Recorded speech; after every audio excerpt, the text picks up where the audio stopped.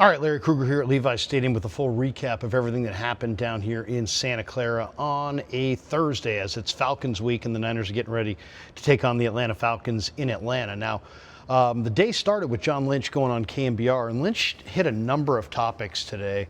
He was asked about the Shanahan-Jennings, little sideline spat, and said, hey, look, they're good. Everything's good. It was no big deal. In fact, he even said, hey, I like the emotions of Juwan Jennings in that situation. He was asked a little bit about what is the Brandon Ayuk status, and he just said he's getting close. He's working out here at the facility, which some people needed to hear because I guess there were some reports that he wasn't working out at the facility and not attending practice, but he says he's getting closer. There's still no timetable for Ayuk to return, but he is getting closer. He was asked about Fred Warner and, if it's somehow the Fred Warner injury, how it impacts the Niners' mindset as they approach the November 4th NFL trade deadline. He said, hey, we're doing our due diligence. We're going to kick tires. We're going to figure out what's out there, and we'll make a determination. Obviously, the more games they win, the better he's going to feel about making any kind of additions for this year. If they fall out of it or lose a bunch of games, I would imagine they wouldn't make as many deals, but you never know.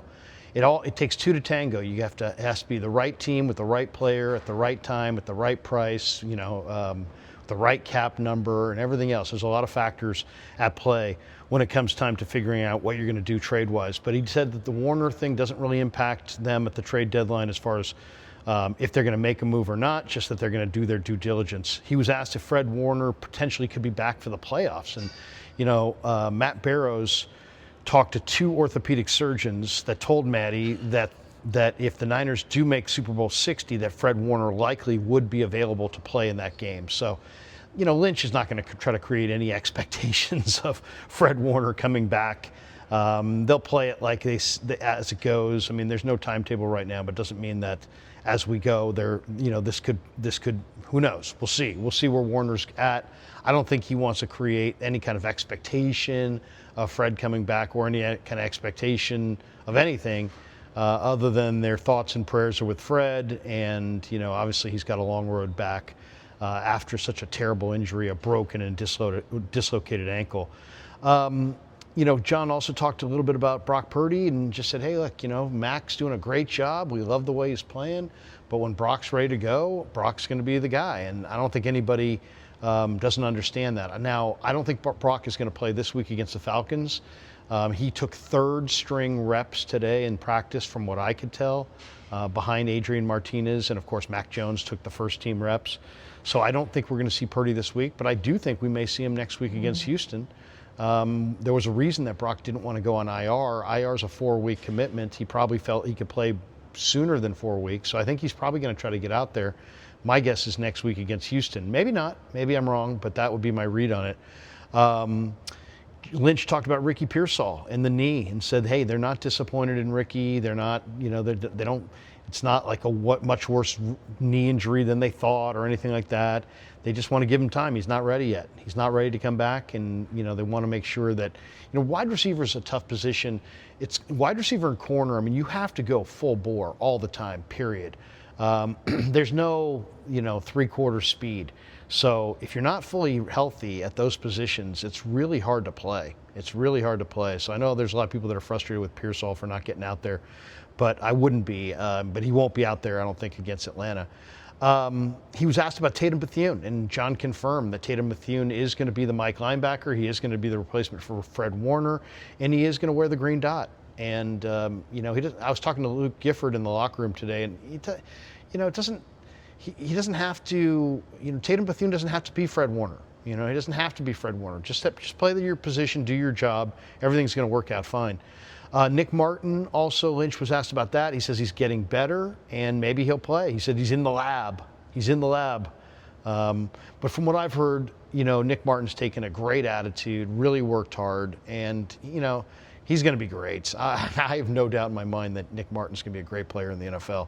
As far as practice today, Ricky Pearsall was out with the knee injury. Dom Pooney did return to practice. That was good to see. He's also battling a knee injury. Trent Williams practiced today. That was great to see. Brock Purdy with the toe practiced. As I said before, he took third team reps behind Mac Jones and Adrian Martinez. Didn't see MVS out there today. Didn't see Marquez Valdez-Scantling. Didn't see Yatir Gross-Matos out there either with the hamstring. Mac Jones with the knee injury did practice, and he looked like he was having a good old time out there. One stat that I heard today that's pretty amazing. Kendrick Bourne, if he has a 100-yard game Sunday against the Falcons, that will be the first 49er wide receiver to have 3 consecutive 100-yard days since Jerry Rice in 1995. How about that? Jerry Rice in 1995. We're talking about 30 years ago. The last time a 49er wide receiver had 3 straight 100-yard games, and Bourne can do that if he puts up 100 against the Falcons on Sunday night. One of the guys that I'm looking for to return is Jordan Watkins. The Niners are going to get Jordan Watkins back, and I would imagine Watkins is going to be up and he's going to be fielding punts for Sky Moore. I asked Kubiak today, hey, is there any chance you're going to start working Jordan Watkins in from scrimmage? And he said he'd really like to, but it's a process and it's going to take a little bit of time. By the way, CMC has played 355 snaps in 6 games. Is that amazing or what? 355 snaps for CMC in the first 6 games. We talked to Kubiak, and Kubiak said that Atlanta's defense is going to be a challenge. He said, it's always a challenge, but this is going to be a very big challenge for sure for the 49ers. And it makes sense. Bijan Robinson's averaging 164 yards per game, total yards. Penix has a rifle of a left arm. Pitts is a very fast tight end. It's an excellent offensive line with 2 really, really good guards. So, Drake London's a major factor in the quick game. Pitts is a factor as well down the seam. Ray McCloud gives them a playmaker. The Atlanta Falcons have a really good offense, and Kubiak Kubiak was talking about their defense, but they also have a really good offense. And Robert Saleh, we talked to him after practice, and Saleh was talking about how good their offense is. And what a challenge it's going to be to beat this Falcons team. All right, we are brought to you by Pig It Up Pickle, the best barbecue in all of Northern California. Check them out. They're in Emeryville. They're in Corte Madera. They're open 7 days a week from 11 a.m. till 8 p.m. or until they run out. And they do run out, so get there early, get some brisket chili. Tell them that Krug sent you. And also, 49er football season all season long is presented by Sleeper. That's right, the fastest growing fantasy platform in the world. It's a one-stop shop. You get blazing fast news, real-time stats, group chat, season-long leagues, and of course, Sleeper picks for daily fantasy. Use promo code Larry, and Sleeper will match your first deposit up to $100. Links in the description. Terms and conditions do apply. All right, a couple quick thoughts on this matchup. I was listening to Tim Ryan and Greg Papa and Greg Silver today on the football hour on KMBR.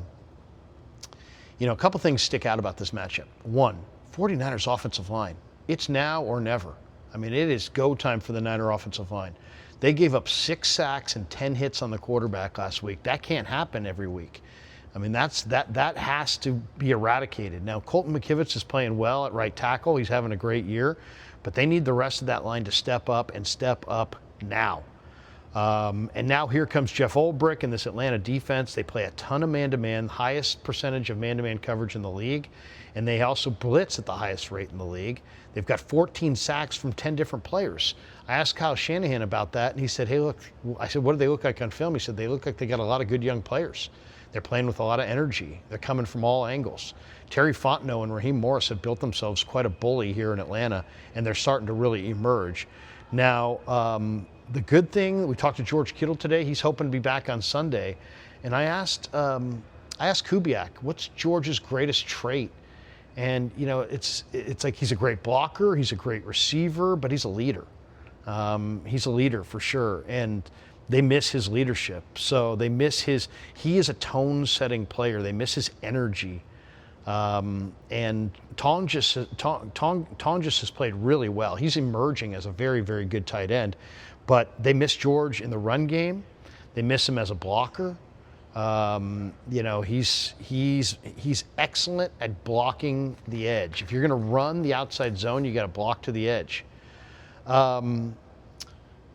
Real interesting challenge this week for the defense is how do they get some pass rush? Bryce Huff is getting chipped on every single play without Bosa out there. Atlanta also runs some pistol, so you're going to have to get used to that. Atlanta's offensive guards, I think, against the Niner defensive tackles, I think that could be a huge matchup to watch for. And it's a big day for Tatum Bethune. He's starting. He's going to be wearing the green dot. You're going up against Brian Robinson. Brian Robinson's lined up in the slot 6.8% of the time. He's done wildcat direct snaps to Robinson. He's a powerful back. And then the other question of going into this game is, which 49ers is going to get that interception? Niners have gone 13 games without a pick. I'm going to say Jair Brown is going to be the guy that gets the pick. We're going to find out about one thing in this game, and that is tackling. How good of a tackling team are the 49ers? You got to tackle Bijan Robinson. How gritty is this defense? No Warner, no Bosa. Really talented Falcon team rolling into Levi's on national TV game, and they're feeling good. They're riding high. And can the Niners take them down a peg or two? And to me, it's going to be about two things: blocking and tackling. Sounds like football's always about blocking and tackling, but that's really it. Can the Niners block it up front? Can they give Mac Jones some time? Can they block in the run game? Can they get their run game going? And then defensively, can they wrap up against Bijan Robinson? Can they tackle maybe one of the best backs in football? Can the Niners offensive line handle the pressure that they're going to get? Can the Niner receivers win against the man-to-man coverage they're going to get? These are all the questions that I think I'm looking forward to seeing answered on Sunday night. All right, that's going to do it for us. Check me out tonight after Thursday Night Football for Niners Nightly. Looking forward to that. Chase Sr. is going to stop by, I believe, for a segment. We'll talk a little football with Chase Sr. Later in the week, we're going to chop it up with David Archer, the color analyst for the Atlanta Falcons. But thanks to Pig and a Pickle for being the title sponsor of the Krug Show. Thanks to Sleeper for sponsoring this video. And thanks to all of you guys for supporting the Krug Show on YouTube.